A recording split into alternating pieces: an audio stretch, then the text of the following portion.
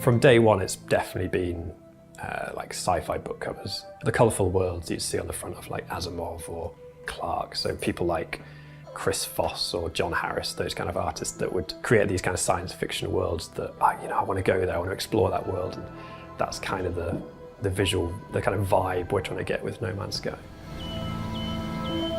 For the inspiration for the creatures is mostly just from like real life, like I have a huge Pinterest board just full of creatures from, the world, glowing things and tendrils and we kind of find different ways of using those in different creatures.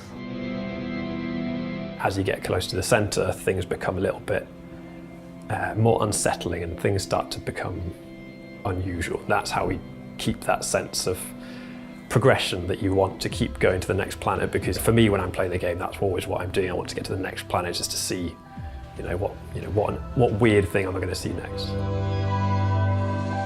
The sci-fi of the 60s and 70s, something like Chris Foss, right? His ships are always what I would call bloated. They're sort of illogical when you look at them. They could never have landed because they've got these round bottoms and stuff like that. We actually have to make it work. So we're trying to take these ideas and these crazy, vibrant colors, and we're trying to make it into something that's real, that you could actually walk around, that would be good for like gameplay purposes. I think that's the No Man's Sky style. It's kind of artistic and, it looks a little bit painterly, but you can hopefully feel like it's a real place. There's some sense of reality and scale that makes sense.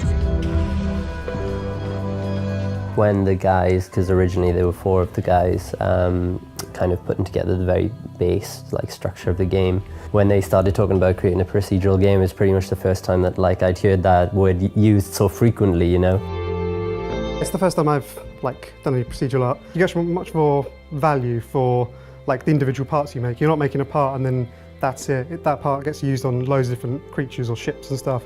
Basically, you have to have the bigger picture in mind at all times, because you might be making a tiny piece of a creature or an NPC, say an ear or something like that, but that ear could show up on any creature, at any point in the game.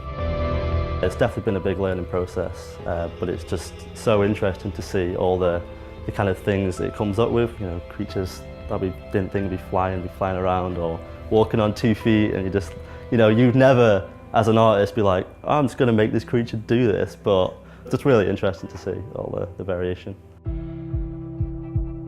It's very easy to create a system that produces thousands of different looking objects or different looking trees and things, but to actually create a system that produces thousands of interesting looking objects, things that you actually, as an artist, you might build them by hand. That's where the system becomes really difficult. So we have a really complex kind of color theory system. So they all obey rules like leaves having complementary colors compared to the grass and things like that. And the same goes for kind of silhouettes. So if a planet's very hot, we'll have things like everything kind of becomes a little bit more dried out. You'll get more sharp shapes.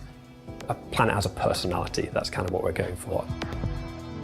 The creature's appearance is directly tied into the creatures, how they act and how they move around the world. So a large creature will, move slower, and its animation is more lumbering, as well as a predator. If a predator creature, you'll know it's a predator creature because it has more spikes, tougher skin, bigger teeth and things like that.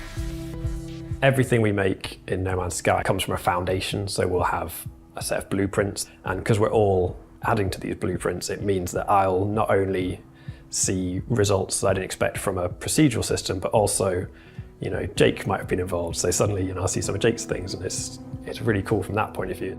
Grant and Sean, they both are constantly sat next to us, basically. We're quite a small studio. Their art direction really keeps us on target, and keeps us consistent. It's quite nice. They give us the freedom to kind of make things ourselves, but if there's something they know they want in a particular way, it's nice to just be able to hassle them and say, is this what you want? And it's a lot of back and forth like that.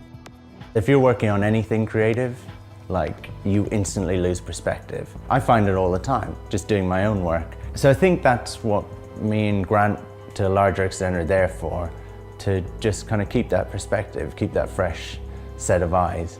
We definitely have a vision, but I think that's shared by all the team. I'm just there to just keep repeating the same things over and over again. I'm super excited to see what people find and what people really like. I'm hoping to see like animated GIFs and things like that of people finding weird things and sharing them with their friends and that kind of stuff, because I don't know what they'll find.